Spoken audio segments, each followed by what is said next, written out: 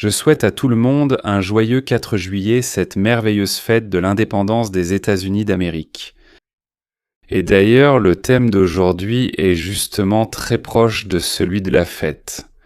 Nous allons parler d'un possible candidat du Parti démocrate des États-Unis d'Amérique à la présidence des États-Unis pour 2028. En conséquence, bien sûr, nous parlons de Gavin Newsom, qui est souvent considéré comme le principal candidat du Parti démocrate à l'élection présidentielle de 2028. Il a de longues relations avec l'establishment du parti, y compris le cercle de Nancy Pelosi et la machine du Parti californien, qui le soutient depuis les années 1990.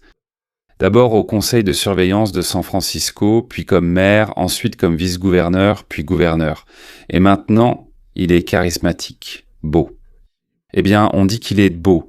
Il m'est difficile de juger. Il se tient très bien devant la caméra, c'est vrai, et il sait parler sans notes pendant des heures. Même ses adversaires le reconnaissent. C'est précisément pour cela qu'en général, il est considéré comme l'un des 2 ou 3 principaux candidats et le numéro 1 au sein du Parti démocrate. Mais derrière la façade, il y a un parcours qui, selon l'auteur, fait de lui l'un des pires gouverneurs de l'histoire de la Californie. Peut-être même de l'histoire des États-Unis. Je vous promets que vous le saurez bientôt et que vous prendrez beaucoup de plaisir. Eh bien, commençons notre conversation d'aujourd'hui par une excellente nouvelle. J'ai une excellente nouvelle pour vous. Le tunnel sous Gaza fait 16 km. Au total, comme on dit, on pensait que c'était moins, mais il s'est avéré qu'au total, c'est 16 km. Ce tunnel, qui a coûté environ 50 milliards de dollars à construire, a été découvert, inspecté et partiellement inondé, partiellement détruit par des explosions et partiellement rempli de béton. C'est-à-dire encore 50 milliards de dollars que les contribuables américains et européens ont envoyés aux Palestiniens nécessiteux et qui ont servi à construire au moins 800 salles souterraines, reliées par des couloirs et des passages, projetées dans les airs, c'est-à-dire littéralement et au sens figuré, une partie en a été projetée en l'air, une autre partie a été bétonnée. Et au sens propre comme au sens figuré, elle s'est évaporée. Maintenant, si le Parti démocrate des États-Unis revient à gérer notre argent en Amérique, alors la construction de tunnels pour le Hamas recommencera. Et nous aurons à nouveau l'occasion d'offrir 50 milliards au Hamas. Des dollars pour exposer cela, ou peut-être pour construire un nouveau royaume souterrain. Métros 3 pourra à nouveau venir en mission de Moscou à Gaza et poursuivre son excellent travail. Ils construisent. Nous faisons exploser. Ils ont à nouveau la possibilité de construire. Et nous allons à nouveau tout faire exploser. Eh bien maintenant, un peu d'histoire. Le 1er août 2014, le lieutenant Hadar Goldin est tombé au combat à Rafah. Rafia, je pense que c'est comme ça qu'on l'appelle en russe. Et son corps disparaît. Les combattants du Hamas l'entraînent sous terre dans l'un des milliers de tunnels qui traversent la bande de Gaza. Commence alors une attente de 11 ans. Aujourd'hui, je vais vous raconter comment cette histoire s'est terminée et ce que l'armée israélienne a découvert sous terre lorsqu'elle y est enfin arrivée. Et un peu plus tard, ce que cette découverte révèle sur l'avenir de toute la guerre contre le Hamas. Commençons par le tout début. Pendant des années, Tsahal n'avait que des informations générales. Le corps était dans le quartier de Chaboura. C'est la partie la plus au sud de Rafah. Il n'y avait aucune donnée précise. Les militaires ont cherché des mois, puis des années. À un moment donné, comme le racontera plus tard l'un des officiers de l'unité Yahalom, les soldats étaient littéralement à 1 mètre de la cachette. Avec un peu plus de temps, ils auraient donc trouvé Goldin eux-mêmes, mais ils ne l'ont pas fait. Ils ne sont pas arrivés jusqu'à lui, la percée n'ayant eu lieu qu'à l'automne. Le 25, le Hamas, dans le cadre des négociations, a finalement accepté de remettre les restes. Et c'est là que je vais vous raconter quelque chose de très précis. Ce que la presse israélienne a vu de ses propres yeux, mais les détails ne sont pas apparus tout de suite, car ils s'ajoutaient, se compliquaient, s'accumulaient. En décembre 2025, pour la première fois, des journalistes israéliens ont pu entrer dans ce tunnel. Ce qu'ils ont vu a étonné même les correspondants de guerre les plus expérimentés. Et Groza, un immense complexe souterrain à une profondeur de 25 mètres d'une superficie équivalente à 4 terrains de football, environ 80 pièces. Ici, on ne faisait pas que cacher le corps, on y vivait et on y travaillait. le haut commandement de la brigade de Rafah du Hamas. Des locaux standards, des murs renforcés par des blocs de béton, des portes blindées résistantes aux explosions entre les sections. Derrière chaque porte, un nouvel espace, de nouvelles pièces. L'un des officiers l'a décrit ainsi. Tu perces le béton et tu découvres une nouvelle pièce. Encore une nouvelle pièce. Des milliers de soldats ont participé à l'opération. D'abord la 162e division, puis la division de Gaza, avec les unités spéciales Yahalom et Shautet 13. 1 an et demi. Pendant 1 an et demi, ils ont exploré cet enfer pour retrouver un seul corps. Et maintenant, comme promis plus tôt, après la découverte du corps de Golden, remis à sa famille pour l'inhumation dans son pays. L'armée ne s'est pas arrêtée. Les unités du génie ont effectué un nettoyage complet et une cartographie de l'ensemble du complexe. Et c'est là que les chiffres ont commencé à augmenter. Si en décembre, on parlait de 10 km de tunnels, l'estimation finale du Tsahal, annoncée ces derniers jours, est de 16 km supplémentaires dans le réseau souterrain. Messieurs, ce n'est ni une divergence, ni une erreur, ni de la propagande. C'est le résultat naturel du fait que, lors de la première visite du journaliste, seules certaines parties du complexe avaient été étudiées et que l'image complète n'est apparue que plus tard. Et c'est ce qu'il faut vraiment souligner pour ceux qui suivent cette guerre depuis Los Angeles, New York ou toute autre ville où vit notre diaspora. Ce tunnel n'est pas un cas isolé. Il passe sous des quartiers résidentiels, sous des mosquées, des écoles, des jardins d'enfants, des cliniques, et même sous des installations de l'ONU. Ce dont nous nous doutions, bien sûr, n'est-ce pas ? Cela démontre une fois de plus, et ce n'est pas la première fois, la pratique systématique du Hamas d'utiliser l'infrastructure civile, y compris les installations des organisations internationales, comme couverture pour sa machine de guerre terroriste. Ce n'est pas un excès ni un hasard, c'est une stratégie, mais nous la connaissons depuis de nombreuses années déjà. La phase finale de l'opération a duré 3 mois. Les unités du génie injectaient du béton dans le tunnel. Les gars, près de 30 000 mètres cubes de béton ont été utilisés pour rendre ceux-ci inutilisables à jamais. Imaginez ce volume. Ce n'est pas le remplissage d'un seul tuyau, c'est la construction réelle d'un monolithe souterrain à la place d'un vaste labyrinthe. Qu'est-ce que cela signifie dans une perspective plus large ? L'armée parle depuis des années du soi-disant monde, Métrogaz. Un réseau de tunnels que le Hamas lui-même estimait à 500 km sont, selon d'autres estimations, déjà au début de l'année 1924, on avait découvert 1500 tunnels distincts d'une longueur totale allant de 500 à 650 km. Pour comparer, c'est plus que tout le métro de Moscou, pour être clair. Chaque complexe de ce type, comme celui qui a été découvert à Raffier, n'est pas simplement un objet militaire, c'est un morceau d'infrastructure. C'est une infrastructure de terreur qui a été construite pendant des années grâce à l'aide internationale détournée. Selon certaines estimations, la construction de ces infrastructures a coûté la vie à des centaines d'enfants, exploités pour travailler sous terre, des transports à travers les tunnels et ainsi de suite. Et ici, je veux être extrêmement précis, parce que nous distinguons toujours les faits des hypothèses. Fait. Le corps de Golden a été retrouvé précisément dans ce complexe. Un tunnel de plus de 16 km de long, détruit. Il a fallu 30 000 mètres cubes de béton. Cela est confirmé par des déclarations officielles de l'armée et par des enregistrements vidéo.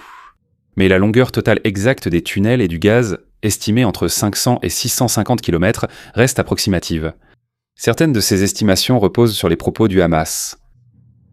Il sera difficile de les vérifier, n'est-ce pas ? Ce n'est qu'une version, pas un fait. Je vous le rappellerai toujours. Maintenant, ce que j'ai promis au tout début, spécialement pour notre public russophone. Beaucoup d'entre vous demandent s'il était utile de chercher pendant 11 ans, de ne pas fermer ces tunnels pendant 3 mois après les avoir complètement capturés et nettoyés. Et chercher. N'aurait-il pas été plus simple de tout laisser tel quel ? Messieurs, je suis arrivé en Israël. C'était la fin de 73, le début de l'année 74. Je me souviens de cet esprit. Je me souviens, nous étions nouveaux, nouvelles. Nous avons compté 146 membres de la famille sur le territoire d'Israël et aucun sur le territoire de l'Union soviétique. Mais malgré tout, nous étions en quelque sorte des étrangers. En arrivant, oui. Et voilà ce qui m'a frappé, je me souviens que chaque mort d'un soldat, d'abord, on connaissait le nom et on en parlait. Vraiment, on en parlait. Et d'une manière étonnante. Il disait « Ah, c'est le neveu de Rivki. » Quelle Rivki? Celle qui est là-bas. C'est-à-dire que tous les habitants d'Israël, quand quelqu'un mourait, soit ils connaissaient tant cette personne, soit sa famille, soit ils connaissaient quelqu'un qui les connaissait. Donc, non, ce n'est pas plus simple.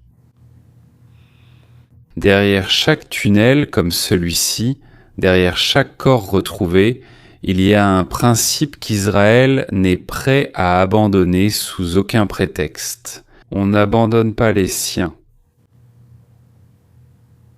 Même si les recherches prennent plus de 10 ans. Le lieutenant Hadar Goldin est enfin enterré dans sa patrie. Parmi les siens. Aujourd'hui, l'un des plus grands complexes souterrains du Hamas a été effacé de la carte. Il a été rempli à jamais de 30 000 mètres cubes de béton. Le réseau de tunnels de la terreur diminue chaque mois, chaque minute. Ce n'est pas simplement un rapport militaire. C'est la preuve que la patience, le travail d'ingénierie et la détermination finissent par l'emporter. Si vous tenez à être informé de ce genre d'histoire avant qu'elles n'apparaissent dans la plupart des feeds d'actualité, abonnez-vous à ma chaîne Telegram, Léon Weinstein US. Là-bas, je partage des détails que je n'ai pas toujours le temps de révéler dans la vidéo elle-même. Et dans les soi-disant longues vidéos, je les fais généralement d'une demi-heure, ou plus. Et là-bas, je communique directement avec vous par des messages rapides et courts. Bon, revenons maintenant à la Californie, où ils ont dépensé même plus d'argent que le Hamas à Gaza, mais avec un rendement bien supérieur. Ils se sont attribués à eux-mêmes au moins quelques dizaines de milliards. Donc, la première affaire californienne. Les masques, au printemps 2020, en plein milieu de la panique autour du Covid. L'administration de notre gouverneur Newsom a conclu un contrat sans appel d'offres, c'est-à-dire que personne n'a été en concurrence pour ce contrat, n'est-ce pas? Ils ont simplement trouvé une entreprise et ont commencé à traiter avec elle. Un contrat d'une valeur de 1,4 milliard de dollars. Avec qui ont-ils signé le contrat? Avec l'entreprise chinoise BYD. Donc pour la fourniture de masques N95 et chirurgicaux. Deux types. Avant cela, l'État était déjà prêt à payer la société Blue Flame. Mais la banque a averti le gouverneur que Blue Flame était une entreprise enregistrée il y a seulement quelques jours. Et l'affaire a échoué. Comment se fait-il que le gouverneur lui-même et ses hommes de confiance aient mené des négociations, trouvé plusieurs, comme ils disent, propositions et choisi la meilleure? Personne ne sait avec qui d'autre ils ont parlé, mais ils affirment avoir vérifié. Et ils ont choisi l'entreprise avec laquelle l'État allait travailler, et ils n'ont pas remarqué qu'elle avait été créée la veille. En fait, lors des négociations, elle n'existait même pas encore. Elle a été créée après que le gouverneur se soit mis d'accord avec quelqu'un sur quelque chose. Eh bien, on ne peut que deviner sur quoi. Donc, à la place de Blue Flame, un autre candidat apparaît, BYD. Eh bien, qui sait ce que ça veut dire là-bas? Oui, BYD, encore une chinoiserie, va savoir ce qu'ils font là-bas. Voilà. Pour une raison quelconque, cette entreprise plaît énormément au gouverneur et à son équipe.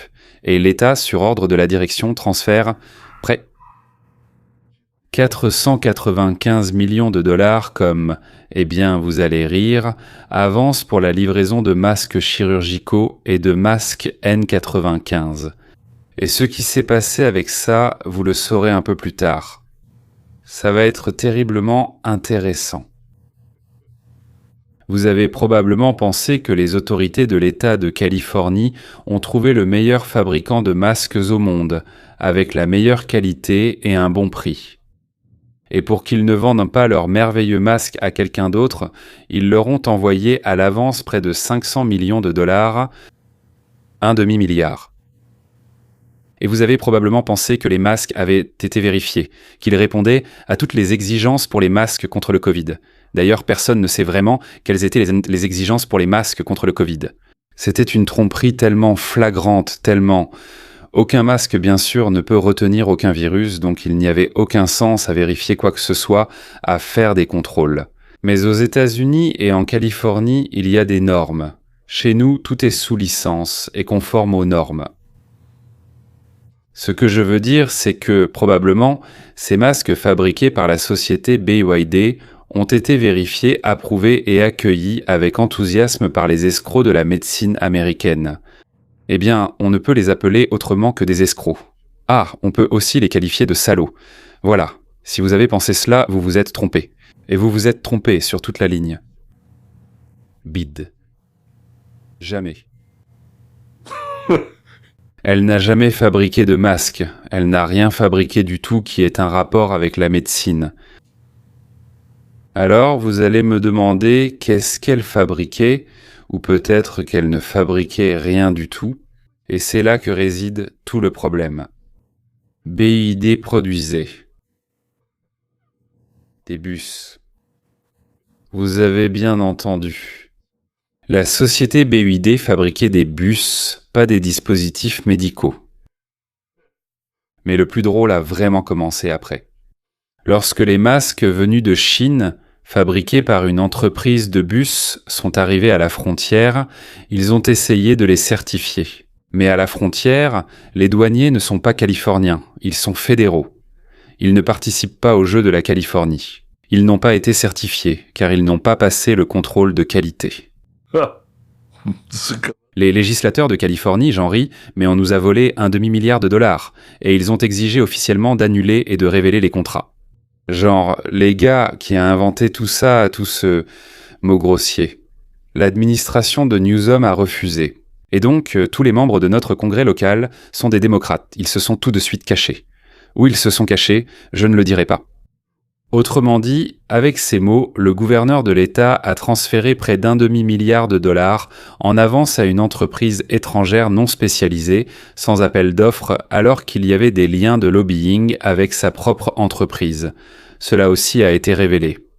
Et il a refusé de montrer les conditions de l'accord à ses propres législateurs. Eh bien, c'est normal, non ? Une démocratie normale, comme on dit. Nous l'adorons. Je pense qu'il est un excellent candidat à la présidence des États-Unis. Et maintenant, la cerise sur le gâteau. Comment s'en passer ? Il y a aussi une cerise sur le gâteau. C'est la cerise sur le gâteau de cette affaire, car les autres seront encore plus intéressantes. La version n'est pas vérifiée. Je ne peux pas dire que c'est sûr à 100%. Mais les gens qui gravitent autour de Sacramento affirment qu'une part importante de cette BYD appartient à George Soros et à la famille du gouverneur Newsom. Il n'y a pas de confirmation de cela dans les sources ouvertes, et comme personne n'a osé s'en occuper en Californie, personne ne le sait. Les actionnaires connus et importants de BYD, donc, c'est ce qui est connu. Le fondateur, donc, Wang Chuanfu, est le fonds Berkshire Hathaway, c'est-à-dire Warren Buffett. Alors, ça fait déjà peur ou pas encore, ou ce n'est pas encore très effrayant. Ou c'est juste la chair de poule pour l'instant.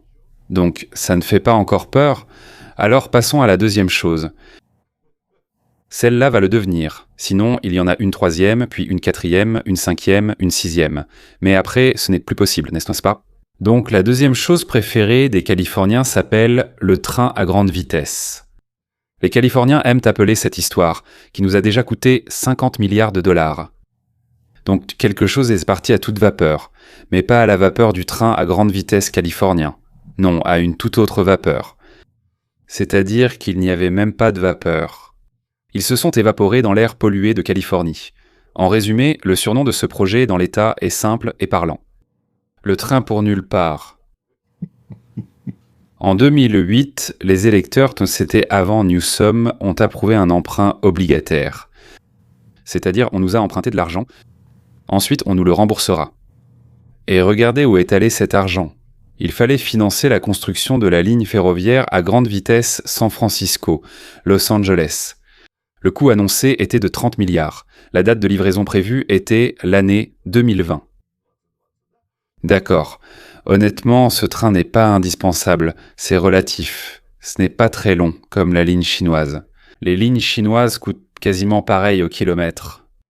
Donc si elles coûtent ce prix-là, si la date de livraison est 2020, si tout se passe bien, comme on dit, alors oui. Pourquoi pas ? Oui, ça va s'amortir. Les faits confirmés concernant le coût, à la date de 2026. Je rappelle que tout cela était en 2008. Faites la soustraction vous-même. Si vous ne savez pas le faire de tête, prenez une calculatrice. 2026 moins 2008, ça fait je ne dirai pas combien. Je vais vous laisser dans le suspense. Donc pour l'année 2026, à l'heure où nous parlons, pas un seul kilomètre de voie n'a été posé. L'estimation officielle du coût, en revanche, a augmenté. Et maintenant, elle s'élève non pas à 33, mais à 126 milliards. C'est ce que nous a annoncé. Membre du conseil d'administration de l'autorité du train à grande vitesse de Californie. Mais seulement quand c'est quelqu'un d'extérieur qui le dit. Celui qui fait vraiment les calculs dit combien? Il vous mente, 230 milliards au minimum. Donc, une seconde. Pas 33, mais 230 milliards. Donc, on nous a trompés dans l'affaire. De combien? 8 fois? Oui. Mais ils ont emprunté 33 milliards, ils ont emprunté. Chez nous, ils ont disparu. Où sont-ils passés? On ne le dira pas. On ne le dira à personne. On ne le dira à personne. En 2019, alors qu'il était déjà gouverneur, Newsom a en fait abandonné le plan initial de San Francisco à Los Angeles. Alors, pourquoi la construire? Il a décidé de réduire le projet à la section Merced-Bakersfield. Vous ne connaissiez pas ça, n'est-ce pas? 2 petites villes. Donc, dans la vallée centrale, exactement à l'endroit où il n'y a absolument aucune demande pour un train à grande vitesse. Il n'y en a tout simplement pas. Laissez-moi vous expliquer qui a dit quoi. Sur le tronçon dont parle notre gouverneur, où il dit qu'il va construire un train à grande vitesse pour ses 132 ou 230 milliards en réalité, personne n'a besoin de ce train là-bas. Là-bas, ce sont des agriculteurs qui y vivent. Ils montent dans leur Ford et se déplacent d'un endroit à un autre. Parfois, sur quoi ils emmènent avec eux leurs vaches ou leurs moutons. Lors des enquêtes, ils disent qu'ils n'ont pas l'intention d'utiliser le train. Pas du tout. Personne ne souhaite aller de Los Angeles à Merced ou Bakersfield, puis prendre le train pour rejoindre San Francisco ou inversement. Il y a des fous en Californie, mais pas à ce point-là. Un audit de l'État en 2018 a constaté des décisions de gestion désastreuses et un contrôle insuffisant des contrats. Ils ont écrit insuffisant parce que le gouverneur était censé contrôler. Ils avaient un peur d'écrire autre chose. Donc c'est la raison du dépassement de plusieurs milliards. Je vous affirme qu'il y a une autre raison, sans vérifier. Ils ont tout volé. Tout, absolument tout, du début à la fin. Traduit du langage bureaucratique en langage humain, ce qu'ils ont dit, ça veut dire que c'est volé.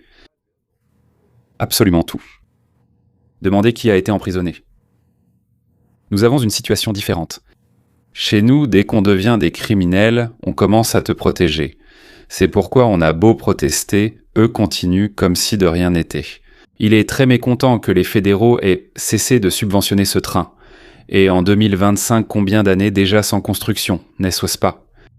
Le gouvernement fédéral, qui sous Biden donnait chaque année 4 milliards, probablement pour des rétrocommissions. Je ne vois pas d'autre raison de donner 4 milliards. Donc en 2025, soudainement, des gens sont arrivés et ont dit « Quoi ? Pourquoi on vous donne tout ça ?» Et à cause du manque de progrès, ils ont complètement annulé toutes les subventions fédérales. La Californie l'a mal pris. Elle a intenté un procès. Mais... Eh bien, elle l'a retiré. Parce qu'au tribunal, on a tout de suite demandé « Combien de routes avez-vous construites là-bas ?» Et l'État a poursuivi le projet. Il a continué parce que, eh bien, les gars, quand tu peux voler 50 à 80% de l'argent, tu ne termines pas les projets. On s'en sortira sans financement fédéral, on volera les nôtres. Qui? Quelqu'un de l'État de Californie a dit « Si nous ne pouvons pas dépenser l'argent des contribuables fédéraux, nous volerons l'argent des nôtres. Nous prendrons autant que nous voulons. Et vous ne pourrez rien dire. » Parce que vous êtes le peuple, et vous devez vous taire. Parce qu'un écrivain russe du nom de Fochkine a écrit que le peuple garde le silence. Et le peuple doit garder le silence désormais, à partir de maintenant. Il gardait déjà le silence à l'époque, et il continuera maintenant. Et nous sommes les serviteurs du peuple. Et nous servons qui nous voulons. Et comme nous voulons, c'est comme ça aussi. D'ailleurs, nous servons le peuple que nous voulons. Si on veut, on servira les Chinois ou même les Suisses. Vous ne pourrez rien nous faire pour ça. C'est, selon l'auteur, c'est-à-dire moi, un exemple parfait de ce à quoi ressemble la compétence managériale version Newsom, notre cher et adoré gouverneur. Ils ont promis aux électeurs, ils ont étalé ça sur 20 ans sans construire un seul kilomètre, et le coup est parti dans la stratosphère. Je suis d'accord. D'ailleurs, ils nous ont raconté tout et n'importe quoi sur l'endroit où est passé l'argent, sauf une chose, que des extraterrestres sont venus et ont tout volé. Voilà. Mais vous n'avez pas encore entendu parler de l'affaire numéro 3, celle où Newsom a incendié Los Angeles. Ce fait-là, il porte particulièrement atteinte à la réputation de Newsom, et les précédents aussi, mais celui-ci c'est vraiment le summum, non? Donc, je vais vous parler des incendies dévastateurs à Los Angeles. La ville a perdu environ 10 000 bâtiments. Le budget du service d'incendie de Los Angeles a été réduit de 17 millions de dollars. Bon, vous allez dire, c'est quoi, à peine 2%? C'est pas grand-chose, non? Le chef des pompiers avait prévenu par écrit, un mois avant les incendies, que cette réduction affaiblissait la préparation aux situations d'urgence. Ce n'est pas l'ampleur des coupes qui compte. Ce qui compte, c'est d'où l'on retire l'argent, et ils l'ont pris de ce qui leur semblait le moins important, à savoir la préparation aux incendies. Au niveau de l'État, selon l'analyse du Bureau indépendant d'analyse budgétaire, le budget pour la résistance aux incendies et la gestion forestière. Eh bien, il s'agit de se préparer pour éviter les incendies, et si quelque chose se produit, d'éteindre rapidement. Ce budget a été réduit de maintenant 144 millions. C'est par rapport à ce qui avait été prévu auparavant, c'est-à-dire que l'argent qui avait déjà été promis pour la protection contre les incendies, pour la préparation, je ne sais pas, nettoyer les forêts, oui, une partie n'est pas arrivée. En même temps, selon les médias, dans le budget municipal et du comté, il y avait des postes de dépenses séparés sont pour des programmes du genre « Vous allez être très content maintenant ». Cœur de garçon pédé, cœur d'homme gay. Oui, stop, horreur d'homme gay. 14 000 $ en tout, ce n'est pas énorme, mais je vous explique juste où ils ont trouvé de l'argent. Un programme d'échange de seringues usagées contre des neuves pour les toxicomanes sans abri, et là c'est déjà 190 000 $. Vous savez combien coûte une seringue? 3 centimes. Et la célébration du jour de la libération du dernier esclave, 100 000 $. Mais il n'y avait pas d'argent pour la préparation contre les incendies. Eh bien c'est bien plus important. Oui. Une réduction directe précisément du budget des pompiers alors que les dépenses pour d'autres programmes augmentent. C'est un fait avéré, pas juste de la rhétorique. Il existe une version distincte, largement répandue mais non confirmée comme cause directe des incendies, selon laquelle les réservoirs dans la région de Pacific Palace Heights étaient en compte partiellement vides. Je traduis du langage bureaucratique en langage humain. Vide. Dans certains magasins, il n'y a pas de saucissons séparés. Soyez honnêtes, il n'y a pas de saucissons dans les magasins, point final, il n'y en a pas. Donc, parce qu'ils étaient vides, comme il est écrit dans le rapport, cela a compliqué l'extinction de l'incendie. Vous vous rendez compte, n'est-ce pas? Ils disent de manquer d'eau, ce qui a compliqué l'extinction. Oui, et alors? C'est pour ça que l'incendie a été si difficile à éteindre. Les autorités de la ville de Los Angeles, pas personnellement Newsom, ont expliqué cela par la maintenance programmée de l'un des réservoirs. Mais c'est son état, bon sang, son état.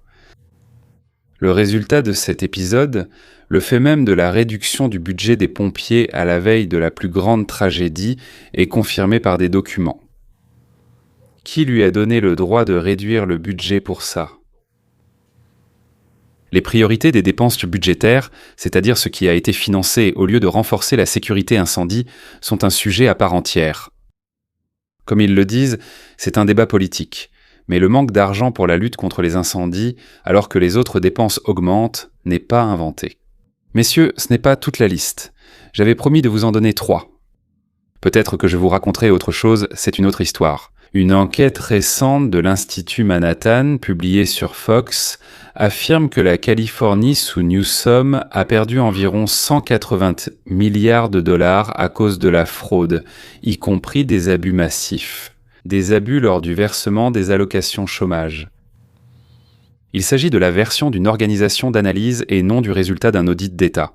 Il convient de le présenter ainsi, selon les données d'un des centres d'analyse qui critiquent l'administration.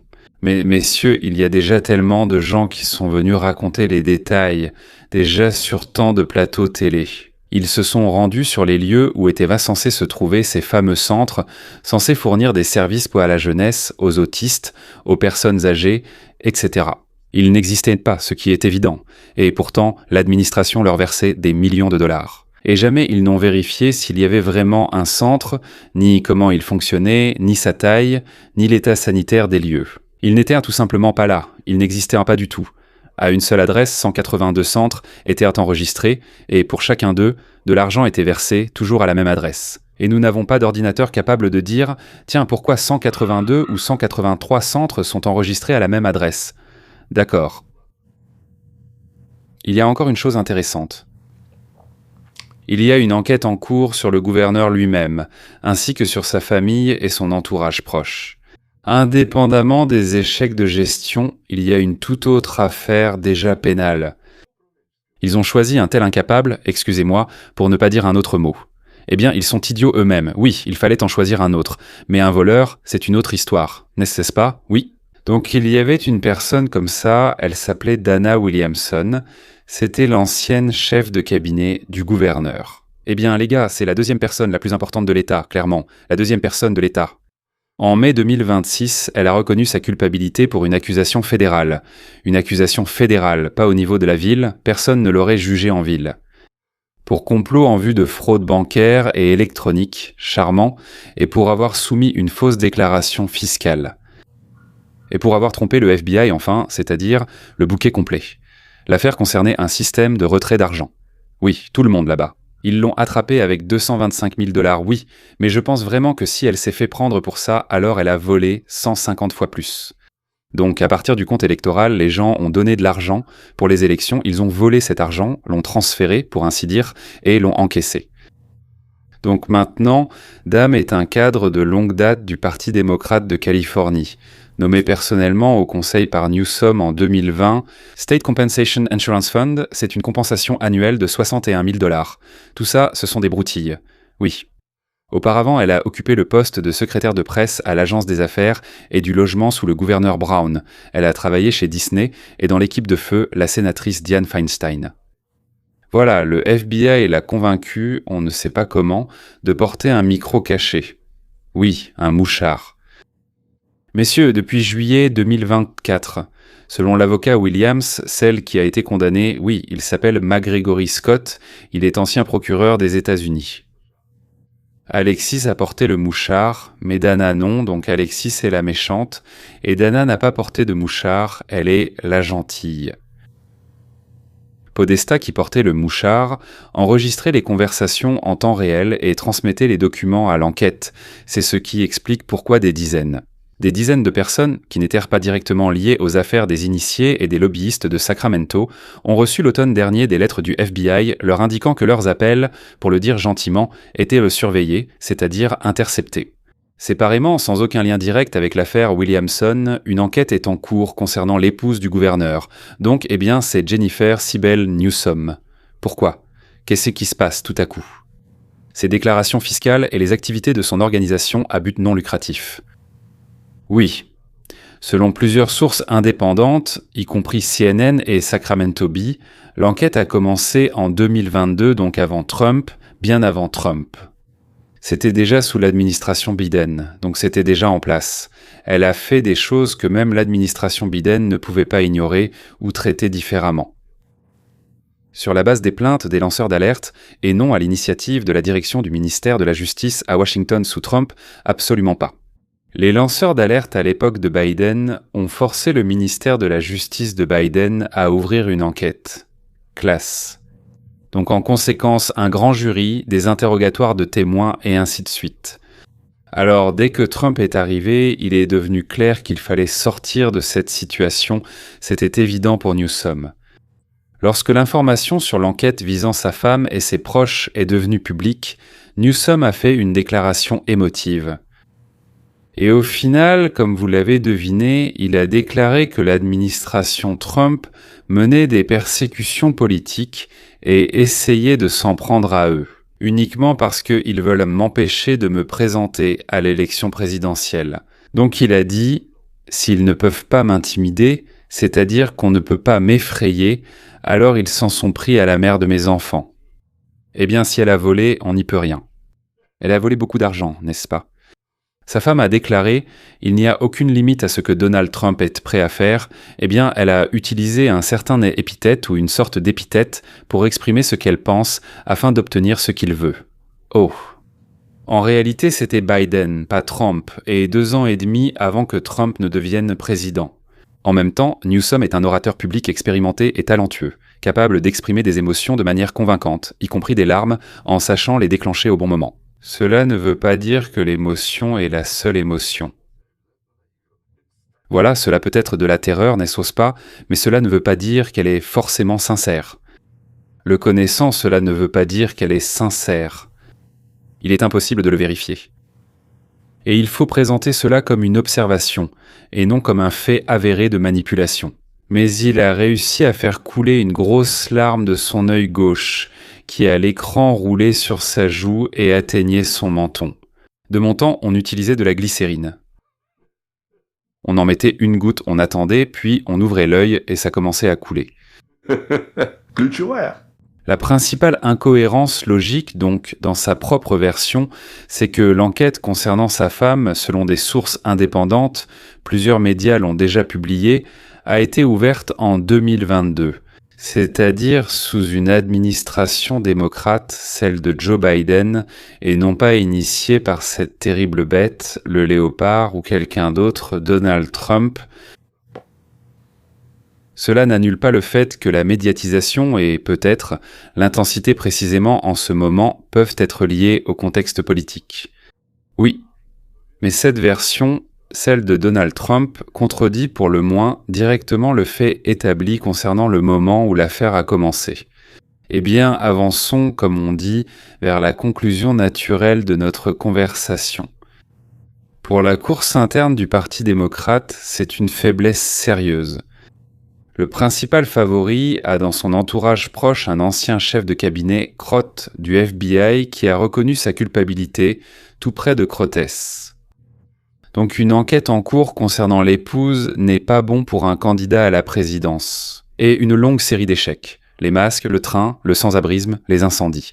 Enfin tout ça, n'est-ce pas ? Un ensemble prêt à l'emploi de dossiers compromettants pour tout adversaire lors des primaires du parti. Si les démocrates le présentent quand même comme candidat, eh bien Nancy Pelosi, ses proches et tout ça. Oui. Cela donne aux républicains une quantité colossale de dossiers compromettants prêts à l'emploi pour la campagne nationale générale.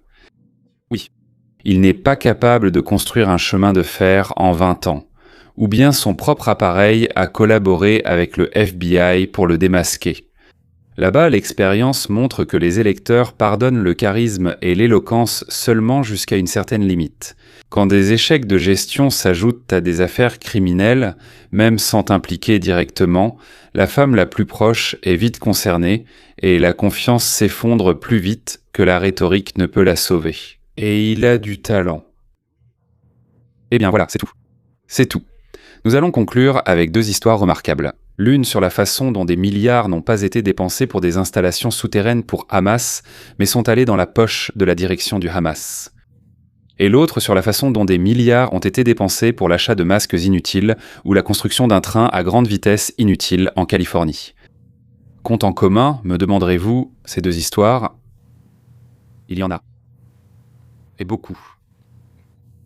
Les dirigeants du Hamas sont aujourd'hui milliardaires. J'ai donc cherché des informations sur 3 personnes, la direction du Hamas, ils sont 3, et ces 3-là vivent au Qatar, et ce sont des multimilliardaires absolus. Maintenant, donc, le dirigeant de la Californie, oui, et d'ailleurs tous les hauts responsables du Parti démocrate des États-Unis, eh bien, ils n'atteignent même pas le niveau de la direction du Hamas. Eh bien, quand même, là-bas, c'est vraiment impressionnant. Oui, ils n'y arrivent presque pas, c'est-à-dire qu'ils sont tout près. presque au même niveau. Si jamais ils ne s'unissent pas, personne ne remarquera qui a le plus d'argent. Toute la discussion, tout ce vacarme, tous ces meurtres, tous ces cris, tout le reste, c'est pour un seul but, mesdames et messieurs, là-bas, là-bas, là-bas, partout, il n'y a qu'un seul but. Devinez lequel. Écrivez-le dans les commentaires. Quel est l'objectif commun du groupe Hamas de la direction et du groupe du pilote Pelosi Newsom, sa femme, etc. Eh bien, c'est là-dessus que nous allons conclure pour aujourd'hui. Au revoir, à la prochaine.